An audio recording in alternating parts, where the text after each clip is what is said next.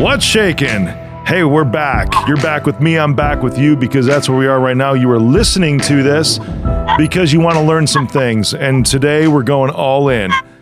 I've got some pretty amazing conversation to have today with a fantastic guest who's into empowering consumers with their health choices. And a lot of it has to do with different type of consumables. I'm talking like beverages, foods, that kind of stuff. And we're going to talk about this because I'm with the Senior Vice President of Business Development at Orgenetics and Organic X Lab, Saumil Maheshvari. What's shaking?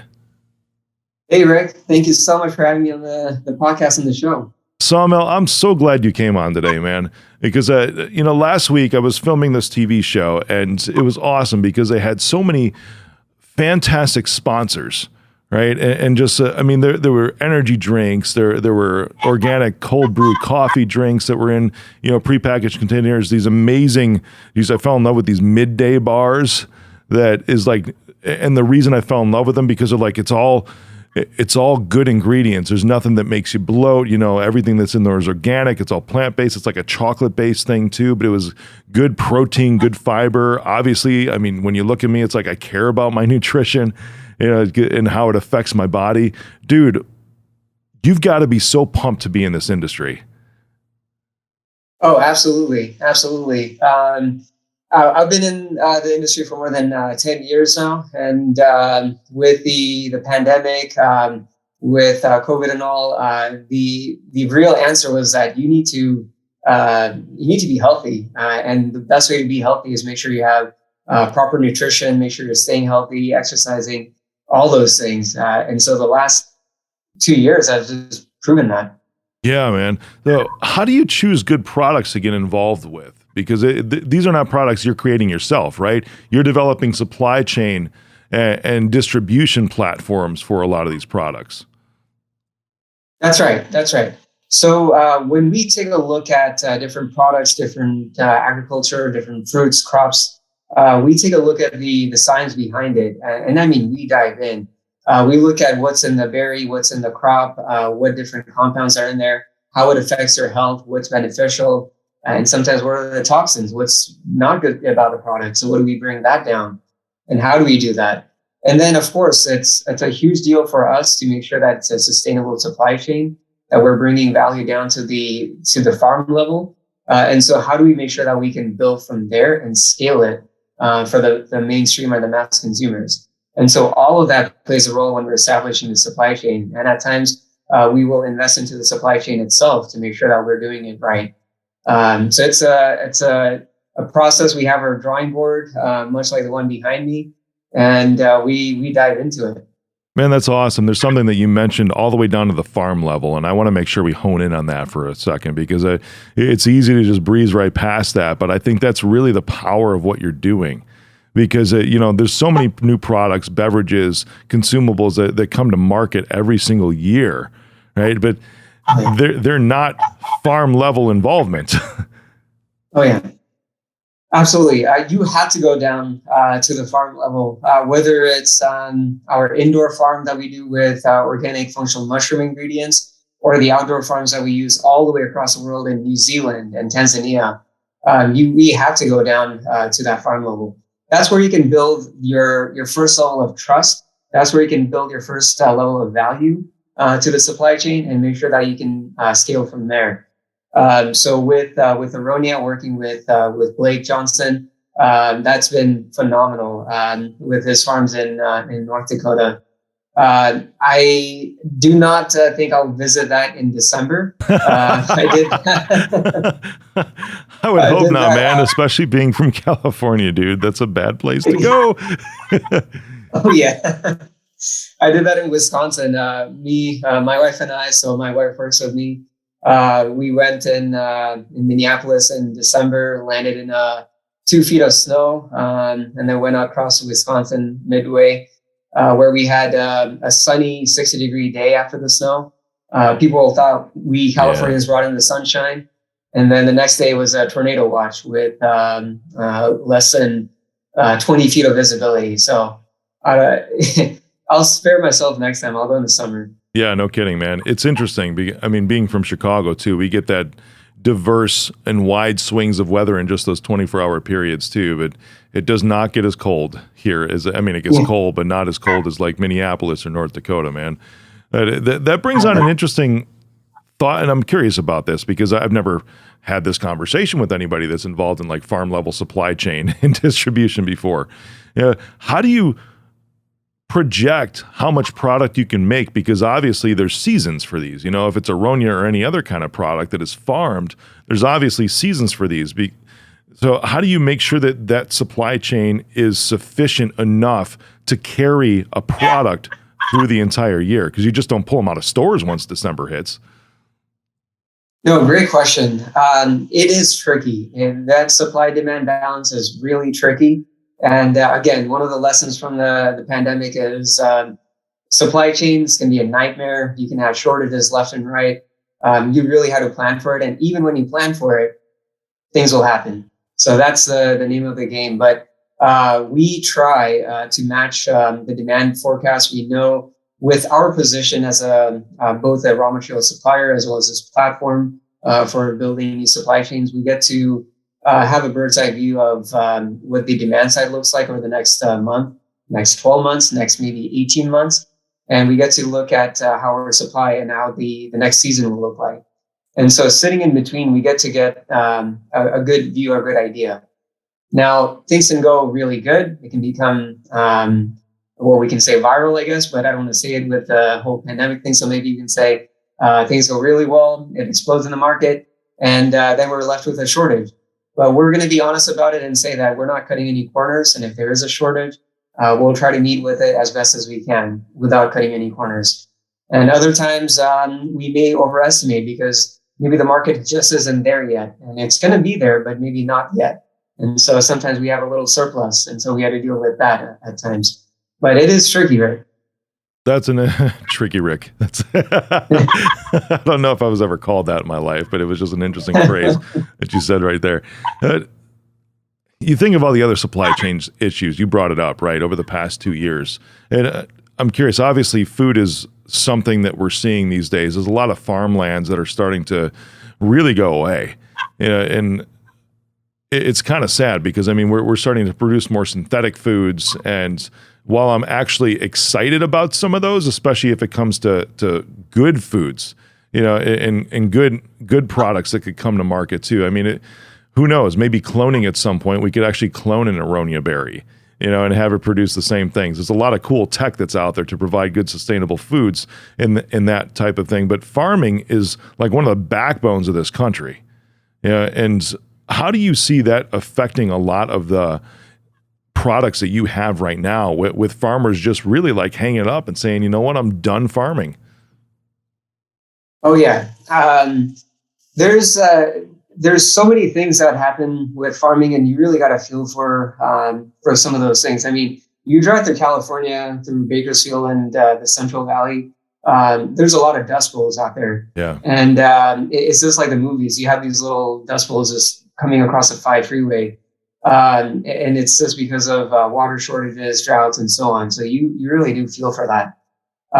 You have to, in some ways, try to get predictive climate insight on the way things are moving or things are changing, and you got to move with the climate in the land. And so where Aronia berries are grown specifically, that is well acclimated for that climate, and so that's allowed us a little breathing space.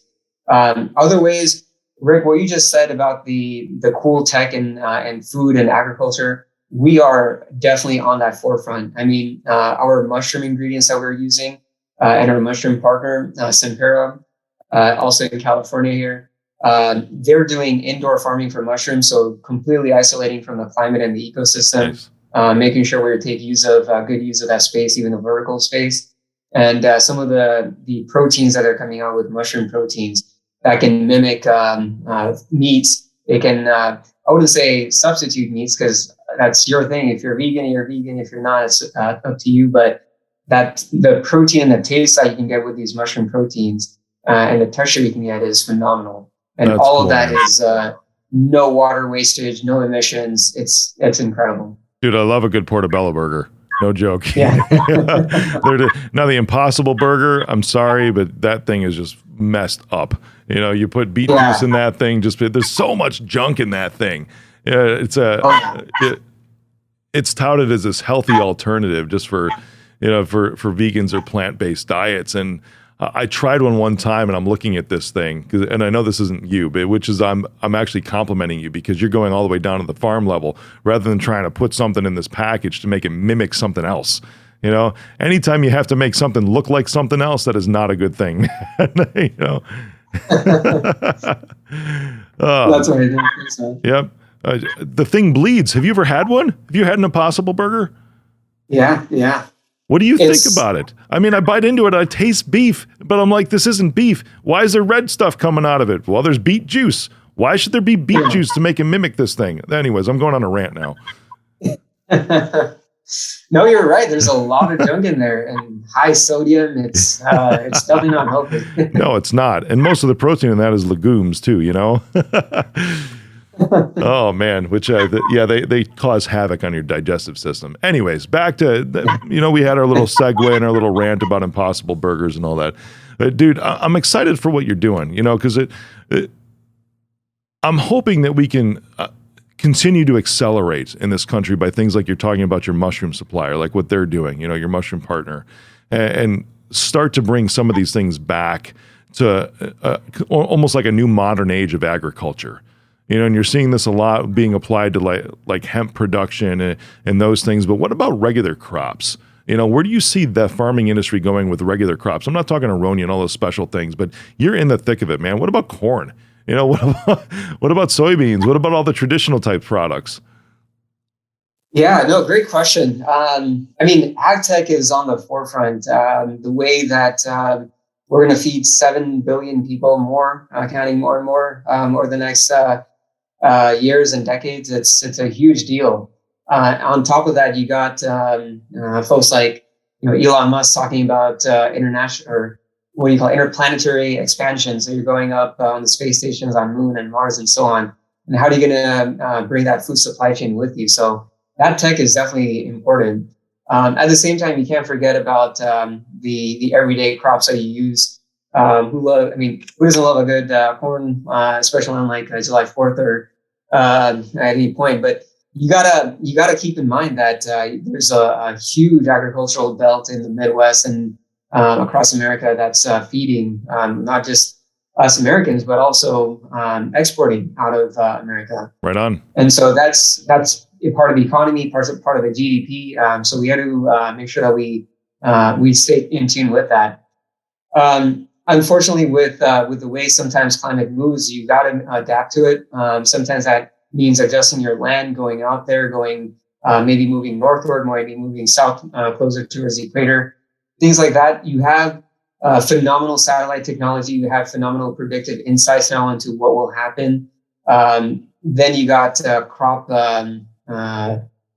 diseases, so you had to be on the lookout for that. There's a lot more science that we know about agriculture compared to what we did just decades ago. And we also know now that you shouldn't be using synthetic pesticides left and right. I mean, that will seep into the soil. And God. It can also seep into the crops. Did you see what they were just letting out about Roundup, right? The weed killer, and how they're fighting so many cancers that are based off of that stuff that gets into the soil, of course, and then people are eating this stuff. It's horrible. Yeah.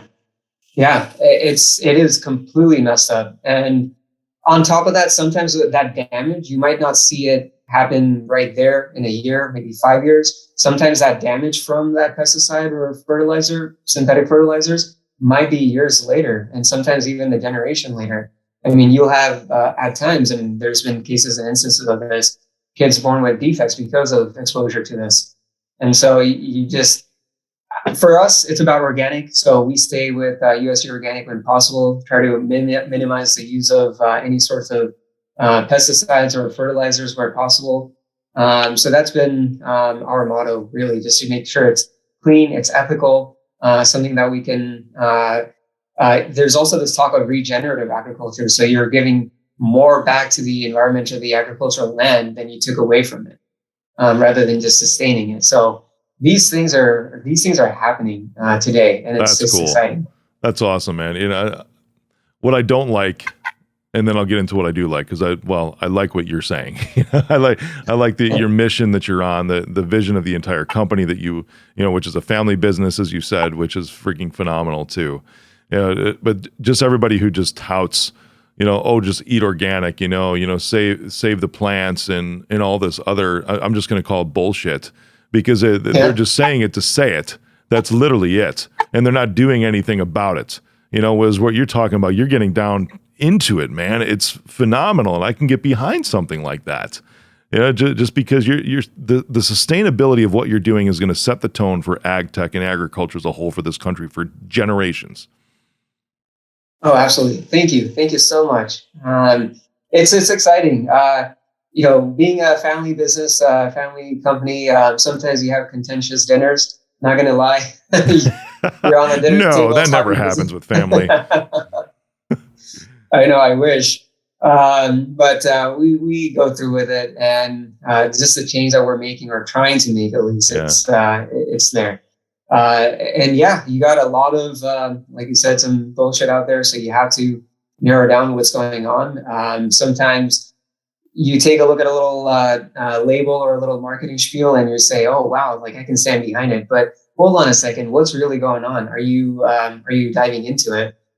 With us on our websites, you will see the transparency all the way through. I mean, the impact we've made, and we come out with a sustainability report, an annual report every year, making sure we're showcasing the impact we've made. So it's phenomenal. I'll give you another example, Rick. I mean, we're working with farms out in Tanzania. We're making a huge impact out there, trying to work with female farmers out there. Again, same thing, working down to the farm level. We've visited those farms, giving them agricultural training, making sure that we're bringing value down to that level. Obviously, some of the crops that that are grown in Tanzania can be grown here, and that's how we need this global supply chain. That's so awesome, man. Man, this has been such a unique episode because it's not a topic that's ever been on the show before. But it's so cool to see you dive into this, and it's an American business. It's something that you guys believe in, and it's something that's changing really, like, historically, one of the greatest parts of this country's GDP. It's incredible, man. What are you really excited about? Because, I've got a lot. Obviously, there's Aronia. I don't even think we got into Origin N or whatever that is that you guys do. I'm curious about that. But what are you really excited about now, man, that's going to happen for you guys in the next 12 to 24 months? I think we had some hard-learned lessons during the pandemic, especially with supply chains and the way that we need to think about the future. And so with the way that we're positioned ourselves and making Orgenetics truly a platform for innovation, a hub for innovation, and making sure that we can do both, supply our legacy customers and longtime customers to our investing into our supply chain partners to make sure that we can scale with them. Yeah, I think the next 2 years are going to be phenomenal in terms of what we can innovate and bring out. I'll give you a sneak peek. We're working with Costa Rica, actually. So that's an equatorial climate out there. So some of like I said, the crops that we can grow in Costa Rica can't grow it here in America. But we're investing in the next generation of sustainability out there and bringing it back here into the America for any American to really have. By the way, Costa Rica, that was the best lemon I've ever had. And really? I can't get over it. The best lemon? Yes. Yeah. It's this farm out there, a 7,000 acre farm on the Caribbean side of Costa Rica.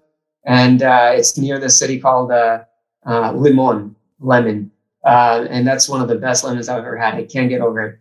That with the beer they have out there, you take it in the heat of the summer, put some lemon in there. Oh man, it was heaven. Dude, I'll never be sad about getting involved in business projects or anything like that just for personal reasons or things that excite me. And now you know that you're going to be doing more business in Costa Rica just because of the lemons. It's awesome.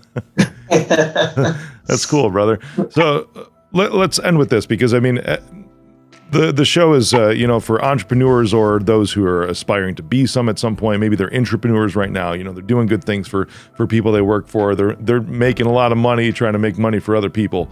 Organic X Labs, you guys invest in products, correct? From what I understand. That's right. Yeah, That's right. To help bring them to market. What are some of the things you look for? Like maybe the top 3 things to say, okay, we might be interested in this. Yeah. So with Organic X Labs, our focus has been on the food and beverage sector. That's where our expertise, a lot of that is. And so we look at what sort of product they have, if there's any, what the supply chain looks like to make sure it's something that's clean label, something that's sustainable. It doesn't have to be organic or certified organic, but something maybe within that space. And we also take a look at what the projections and what the trailing 12-month revenue looks like, so we can see, is this something that will stick and something that can scale? And really, Rick, we try to think of ourselves as a strategic investment and a strategic fund, because we're able to bring in some of that expertise, especially supply chain or the USDA Organic sector.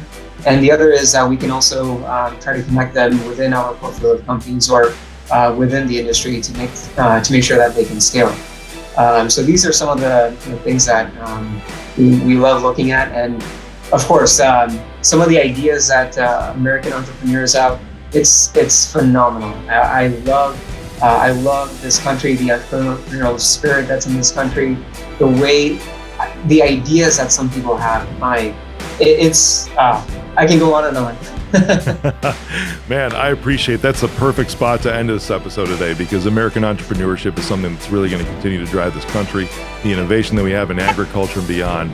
Saumil, thank you for being on and going all in today. Thanks so much, Rick. Really appreciate it.